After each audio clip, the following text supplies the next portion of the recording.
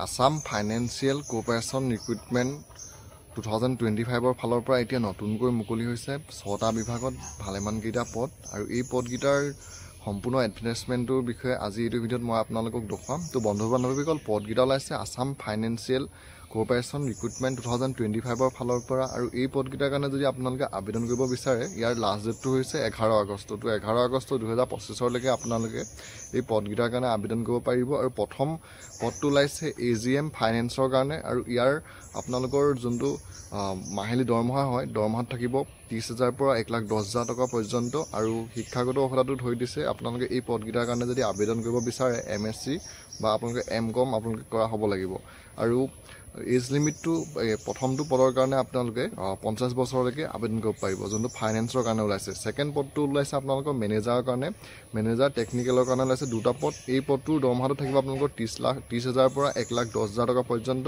Qualification বিচাৰিছে আপোনালোকে B.Tech। তো B.Tech কৰা হ'লেহে আপোনালোকে আবেদন কৰিব পাৰিব আৰু এজ লিমিটটো ইয়াৰ দিছে আপোনালোকে 45 বছৰ বয়সলৈকে আবেদন কৰিব পাৰিব। 3 নম্বৰ পদটো ওলাইছে মেনেজাৰ ফাইনেন্সৰ কাৰণে এটা আৰু ইয়াৰ আপোনালোকৰ শিক্ষাগত অৰ্হতাটো ধৰি দিছে আপোনালোকে BA BSc B.Com। আপোনালোকে যিকোনো এটা ষ্ট্ৰীমত গ্ৰেজুৱেট হ'লেই আপোনালোকে ইয়াৰ যোনটো মেনেজাৰ ফাইনেন্সৰ কাৰণে পদ মুকলি হৈছে এইটোৰ কাৰণে আবেদন কৰিব পাৰিব। ইয়াৰ কাৰণে আপোনালোকৰ কোৱালিফিকেশ্যনটো বিচাৰিছে গ্ৰেজুৱেট।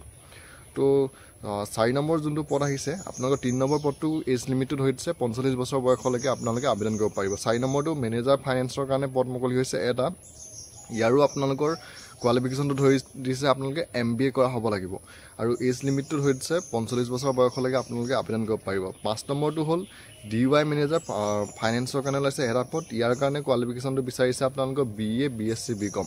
এইটো পদৰ কাৰণেও যদি আপোনালোকে আবেদন কৰিব বিচাৰে আপোনালোকে অকল গ্ৰেজুৱেট হ'লেই আপোনালোকে আবেদন কৰিব পাৰিব আৰু এক্সপিৰিয়েঞ্চটো বিচাৰিছে এইটো পষ্টৰ কাৰণে আপোনালোকৰ এক্সপিৰিয়েঞ্চ থাকিব লাগিব আপোনালোকৰ, তেতিয়াহে আপোনালোকে আবেদন কৰিব পাৰিব। এজ লিমিটটো ইয়াৰ দিছে 40 বছৰ। তো 40 বছৰলৈকে আপোনালোকে আবেদন কৰিব পাৰিব আৰু এই পদকেইটাৰ যোনটো আপোনালোকৰ এজ লিমিট তেওঁলোকৰ এডভাৰটাইজমেণ্টত দিছে ইয়াৰ উপৰি যদি আপোনালোকে SC বা ST হয় তেতিয়া তাত ধৰি দিয়া বয়সতকৈ আপোনালোকে 5 বছৰ বেছি হ'লেও আবেদন কৰিব পাৰিব আৰু যদি আপোনালোকে OBC হয় OBC হ'লে আপোনালোকে 3 বছৰ বেছি হ'লেও ধৰি দিয়া বয়সটোতকৈ আবেদন কৰিব পাৰিব আৰু ইয়াৰ কাৰণে যদি আপোনালোকে আবেদন কৰিব বিচাৰে আছামিজ আৰু ইংলিছ এই দুইটা লেংগুৱেজে আপোনালোকে জনা হ'ব লাগিব, তেতিয়াহে আপোনালোকে আবেদন কৰিব পাৰিব।